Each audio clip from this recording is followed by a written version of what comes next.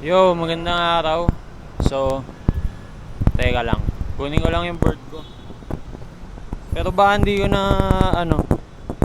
Ang hirap din kasi simulan kung saan ako magsisimula sa ikikwento ko.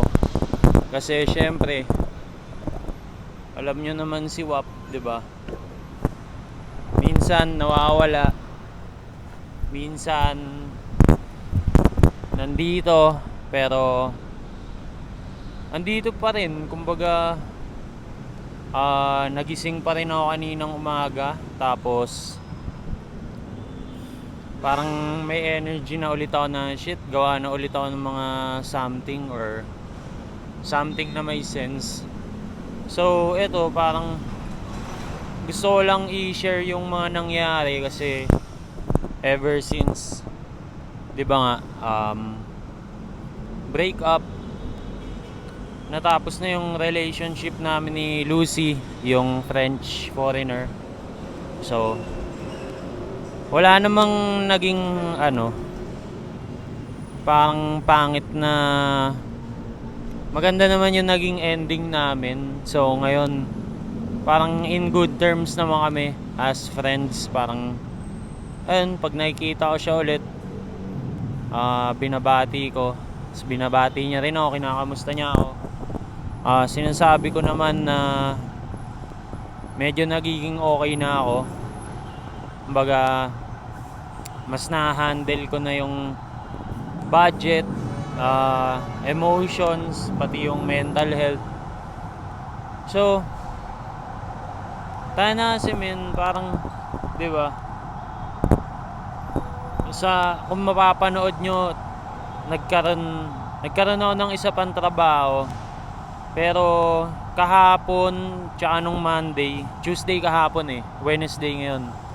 Monday, Tuesday siya, 'di ba? So nangyari parang 1 month or 2 months na ata akong nakapag show up sa ano. Nakatulong naman, as in maganda. I mean, maganda yung resulta kasi dagdag diskarte pero eventually, tulad nga nito, may board na ulit ako.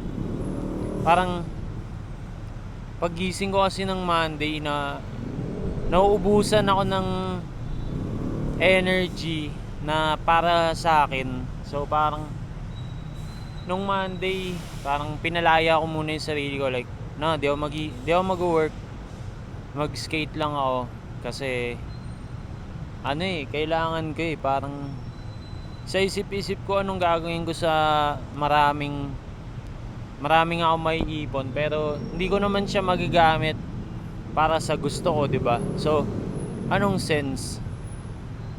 Parang ayun. Tsaka minsan talaga sa totoo lang, parang nagkakaroon din ako ng mga time na nagbe-breakdown ako men. Parang out of frustration. Tsaka minsan di ko din parang mabigat siya, na tipong tulad kahapon, pagka out ko sa skate park, so ibabalik ko na dapat yung yung lisensya, pero wala may times na magbe-breakdown ka, maluluha ka, maiiyak ka, parang di mo alam nangyayari, di mo alam nasan ka. Sa totoo hindi ko siya ma-explain agad yung feeling, pero mabigat siya sa dibdib, masakit sa ulo. Alam mo yun, hindi ko alam paano i-express yung nangyayari, na parang frustrated ka lang, tangina, hindi ko alam gagawin ko, saan ako pupunta. Nakaka-survive naman ako. Okay naman yun sa Mosa. I mean, tayo na buong August men, inulan kami ng inulan, pero still pumalag lang, diba? Nagtinda pa rin, nag-show up. Sana maganda yung panahon ngayon, diba? Pero yun nga, wala, gusto ko lang ikwento na Eto sa edad kong 27, tapos solo. Siguro parang binibigyan lang din ako ng time or ng moment ng universe na masanay. Yung totoong mag-isa, yung totoong ganto, solo, totoong sinusurvive yung sarili, yung araw-araw. Kaya naman. Sa totoo, blessed naman tayo na meron tayong trabaho, maraming opportunity, maraming connection. Pero minsan talaga ang ano lang sa akin, pumapalo sa akin, parang nababaliw ako eh. Parang di ko talaga alam parang anong gagawin, or minsan tatamarin ka bigla. So wala lang, na-share ko lang. Iniiwasan ko na din na mag-video pagka hindi ko na kaya, kasi hindi ko rin naman siya kayang panoorin pagkatapos. Pero wala eh, minsan mabigat.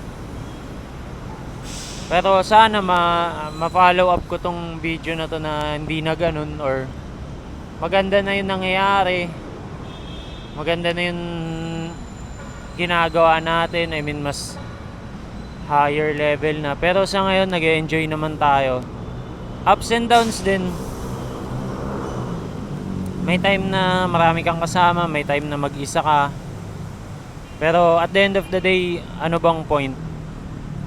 Mabuhay, mag-survive, mag-enjoy, tumulong, magturo sa kapwa, ano ba yun? Mag-share ng mga sikreto, mga ganun. So ako nga pala si Tino, buhay pa rin. Kaya na, sa totoo lang, na-enjoy ko din yung paggawa ng mga ganito. Kahit bara-bara yung setup. Yung mic ko, isang phone na kinonektahan lang ng ano ba tawag dito sa cord na to? MP3 cord. May mic. Pero gumagana naman.